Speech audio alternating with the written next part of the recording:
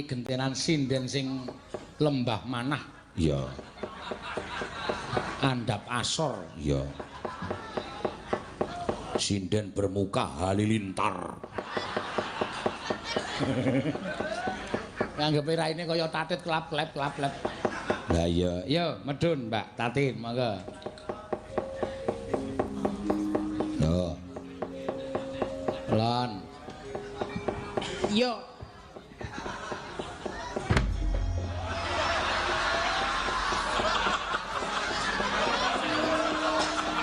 Nek kuwi ya kebangetan nek.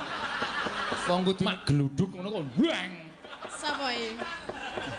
Wahyu. Ndase atos. Karepmu. Aku kalah kok penabuh dowani. Iya. Ha iki cah medeni. Iya. Ya ora apa-apa. Hati-hati. Iya. Kok ngono kok halilintar. Iya. Nek wis jumeneng ya sapa sing kok ora kegut karo Mbak Tatini nganti mau neng kono wong do foto akeh banget. Iya. Neng ngendi? Neng anu angkringane Mbak Witono. Ku niki Mbak Matin to? Nggih. Agene ora galak. Mboten Kak, foto-foto. Waduh aku ya. Tak lengke wae. Lagi ora galak, lek sing muni galak sapa? Kebanyakan orang itu mengatakan kamu itu Katakan apa? Kamu itu bermuka Apa? Banaspati. Banaspati ngoyak sapa ya? Kayak Banaspati ki ming genit ae. Lah bisane kan ngoyak itu. Ning jebule bareng ditonton bareng jumeneng jan bocahe yunget. Apa iki? Ayu banget ngono. Dasare ya wis yunget tur tening. Apa wi? Kulite kuning. Oh. Lah Dasare litening tur mbutewa. apa meneh? Rambute dawa. Mbane jenengan Apa? Limuceng.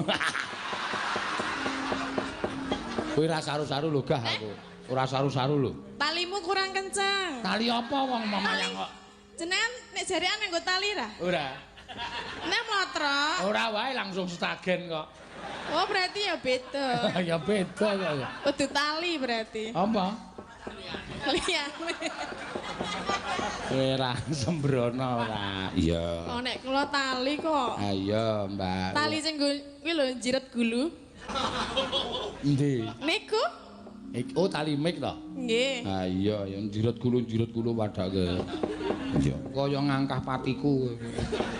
Jenengan ya oh ketoke. Piye? Nek kalih kula ya kayane sengit ngono lho. Bola kowe ora ngerti bahasa seniman iki ngene iki. Kowe iki tak elek-elek iki sebetulnya aku ki malah ora ngelek-elek karo kowe justru aku perhatian karo kowe. Oh.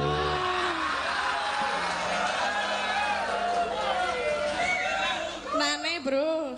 Hah? Bro ye maksudnya? Ya kayak Pak Dwi lho nek nyeluk Bro Cin ngono. Nah, kok Cin iki rumah samu cinta kok. Lah apa? Si Cin. Apa sih Cing? Si Cing iki nek carane wong tua biangane. Tak kira silit kucing. Aku terlalu pede. Oh berarti saru to Pak Wi? Oh, kok Cing ngono kuwi. Cin, ngono lho. Cing kok Cin. Lah Krungumu Cin to? Amang kuwi sing jajar aku. Halo Cing, ngono kuwi. Oh. Kok Cing apa ya, Pak? Si Cing ngono kuwi. si Cing. Si Cing iki mbiyen mbahku nek ngeloke wong sengit iki si Cing ngono kuwi. Wah iya. Nggih kagem Pak Dwi Sugeng Arsa nggih Pak. Nggih. Sehat selalu. Wis rasa tok gagas, Pak. Sinden ngono kuwi njaluk dit, wis yakin. Wis dinehi kok.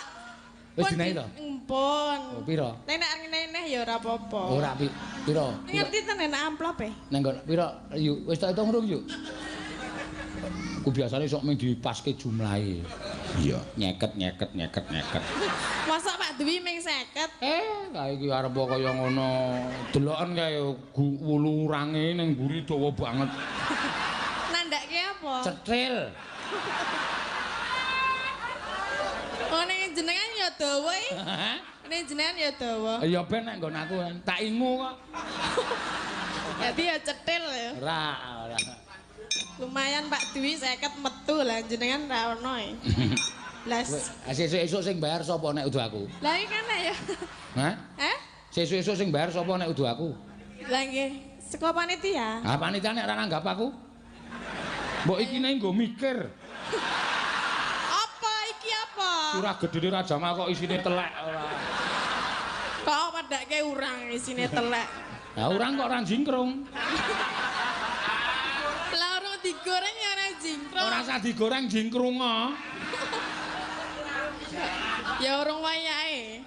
Jingkrung nek semono kuwi ora kaya urang, kaya apa bulus. Bulus. Iya, ayo bulus. Ah bojomu jenenge sapa? Tulus. Nek lanang dundang Pak Lus, nek wedok jenenge? Hah? Nek wedok jenenge sapa? Bulus. Ha kene kok. Ya nek bulus kuwi ra apa-apa. Apa njur butul ngono? Ya ora. Ya bulus. Wong bojone jenenge Tulus, sik lanang dundang Pak Lus, sing wedok jenenge Bulus. Bulus kok semono. Apa meneh? Urang udu bulus udu apa neh? Alah apa? Kebo ngono. Ora, kebu kok semono. Lah apa? Sik aku mah sliliden itu. Ora mangan apa-apa kok sliliden ya. Tak sogoke piye? Aja, alah. Ayo kuwalik.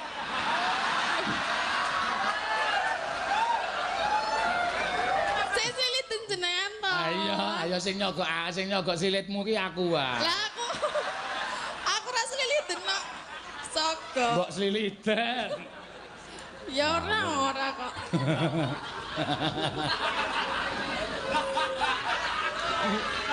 Yo gek nembang. Dalange jijiki. Jijiki cengelmu amoh kuwi. Dalang kondang ning sarune pol. Ya ora kok ya. Kowe sing jeneng saru kuwi salah persepsi kamu itu. Lah? Nek aku omong kaya ngene iki jane ora saru ping penampane wong ki saru. Nek sing jeneng saru kuwi nek tok leh. Misale aku nyebut barange wong, tok leh nganggo jenenge. Nah, kuwi cah cilik iso terpengaruh.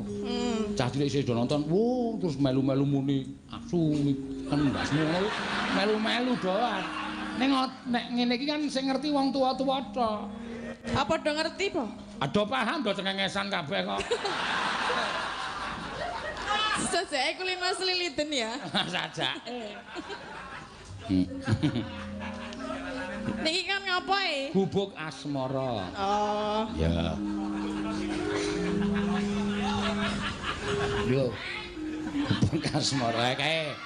Kaya ana sing kae ngerti nek kowe iki asli rada budhek.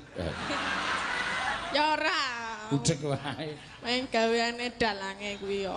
Ya ora apa-apa wis ben wis dadi terkenal. Ora ming nang kene lho nang YouTube sok-sok nek komentar Tatin ki kok Mbak Tatin tidak disuruh berdiri, Pak. Ngono wis dadi ciri khasmu wis ora apa-apa. Iya.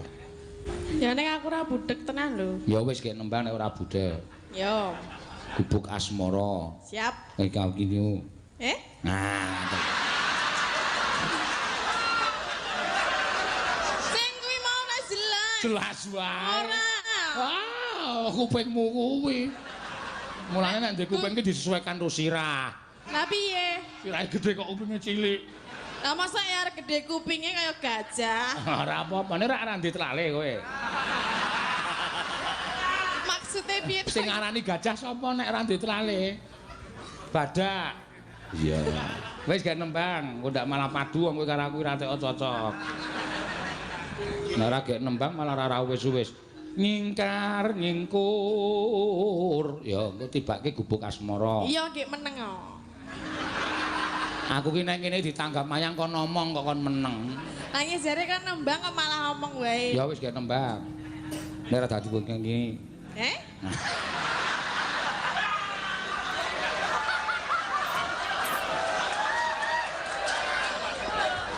Uri tenan lho dalange iki. Uri piye? Wis dalang jijiki uri. Ya, cetanane. Ya ternyata saiki sudah digoleki iki sing jijiki. Nyatane jadwalku runtut to ya. Ora apa-apa. Apa iya? Ah iya. Wis gek nembang malah kowe ngomong wae ora. Wis tak rasa omong kok ndak. Ya itu lebih baik.